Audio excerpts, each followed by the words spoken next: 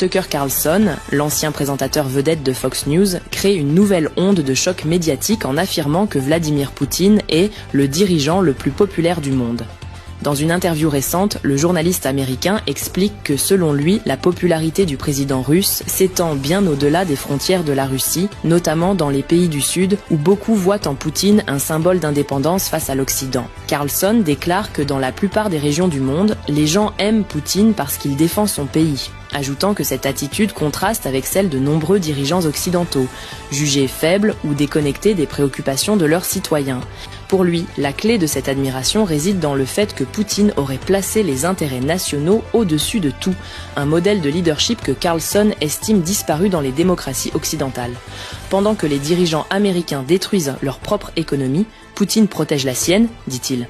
Ces propos interviennent dans un contexte de tensions persistantes entre Washington et Moscou, mais aussi de montée des critiques contre les politiques occidentales jugées inefficaces ou hypocrites. Les propos de Tucker Carlson sont loin d'être anodins. Depuis son entretien exclusif avec Poutine au début de l'année, il est souvent accusé de complaisance envers le Kremlin.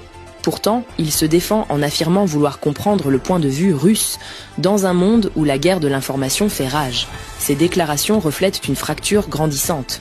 Une partie de l'opinion mondiale semble rejeter la vision occidentale du conflit en Ukraine, y voyant un duel de puissance plutôt qu'une simple agression. Pour beaucoup, Poutine incarne la résistance à l'ordre établi dominé par les États-Unis et l'Union européenne. Sur le plan géopolitique, cette perception est stratégique pour Moscou.